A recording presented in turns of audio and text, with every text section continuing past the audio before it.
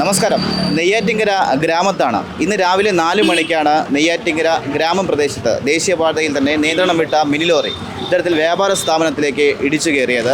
വലിയ തരത്തിലുള്ള ഒരു ദുരന്തമാണ് ഒഴിവായത്. ഈ 4 മണി സമയത്ത് എതിർഭാഗത്ത് നിന്ന് ഏതെങ്കിലും വാഹനം വന്നാലോ വലിയ തരത്തിലുള്ള അപകടമുണ്ടായിരുന്നു. പക്ഷേ ആ സമയം വലിയ തരത്തിൽ ദുരന്തം ഒഴിവായിരുന്നു. എന്താണ് ഈ സംഭവം എന്ന് വ്യക്തമായിട്ട് നമുക്ക് നാട്ടുകാരെന്ന് ചോദിച്ചറിയാം. ഇവിടുത്തെ നെയ്യാറ്റിങ്കരയുടെ നഗരസഭയുടെ കൗൺസിലറായിട്ടുള്ള മഞ്ചന്തല സുരേഷിനോട് ചോദിച്ചറിയാം. ഇത് എത്ര മണിക്കാണ്? ഇന്ന് രാവിലെ 3 മണിക്ക് തിരുവനന്തപുരത്ത് കൊല കൊണ്ടുപോയിട്ട് വന്ന ലോറിയാണ് വന്ന് ഉറങ്ങിപ്പോയതാണെന്നാണ്. പക്ഷേ നമ്മുടെ കച്ചവടക്കാരനെ സംബന്ധിച്ചിടത്തോളം ഇത് വലിയൊരു ഭയങ്കരമായ നഷ്ടത്തിലാണ്.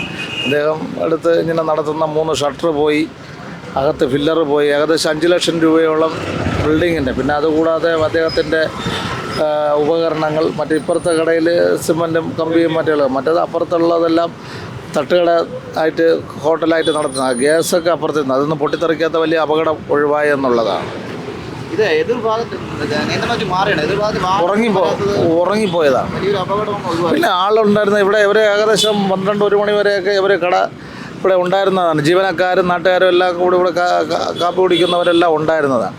അപ്പോൾ അപ്പോഴൊന്ന് ഒതുക്കിയിട്ട് അങ്ങോട്ട് മാറിയതേ ഉള്ളൂ. അല്ലെങ്കിൽ വലിയൊരു ദുരന്തമായി മാറുമായിരുന്നു. ഈ ഉറങ്ങി വന്ന വാഹനം ഇങ്ങനെ ആളുകളുടെ പുറത്തേക്ക് കയറുമ്പോൾ വലിയൊരു ദുരന്ത വാർത്തയായി നമ്മളിന്ന് രാവിലെ കാണേണ്ടതാണ്. അതെന്തായാലും അങ്ങനെ സംഭവിക്കാതെ ഇത്രയിലും ആയി.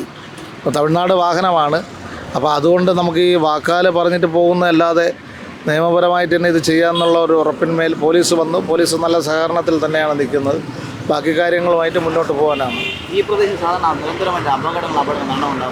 അപകടം ഈ ടൗണിനകത്ത് സ്ലോവിൽ വന്നിട്ട് അവർ തുറസായി വരുമ്പോൾ വാഹനങ്ങളുടെ അമിത വേഗത ഇവിടെ എല്ലായിടവും ഉണ്ട്. ഇത് ട്രാഫിക്കിൻ്റെ കുറേ പ്രോബ്ലങ്ങൾ തന്നെയാണ്. ഞങ്ങൾ സിഗ്നൽ ലൈറ്റ് സ്ഥാപിക്കണമെന്നുള്ള ആവശ്യം മുൻകാലങ്ങളിലെ ആവശ്യം കഴിഞ്ഞ ഈ കുറേ കാലം കൊണ്ട് സിഗ്നൽ, അപ്പോൾ ഹൈവേ വീതി കൂട്ടട്ടെന്ന് പറഞ്ഞുകൊണ്ടിരിക്കുന്ന അതൊരു പൊള്ളയായ വാഗ്ദാനമായി നമ്മളെ പറ്റിച്ചുകൊണ്ടിരിക്കുകയാണ്. ഓരോ ദിവസം ചെല്ലുന്തോറും ഇപ്പം അപ്പുറത്ത് ബൈപ്പാസിൽ നല്ല രീതിയിൽ ചെയ്തിട്ടിട്ടുണ്ട്. പക്ഷേ അവിടെ ടോൾ ഉള്ളത് കൊണ്ട് മുഴുവൻ വാഹനങ്ങളും ഇതുവഴിയാണ് വരുന്നത്.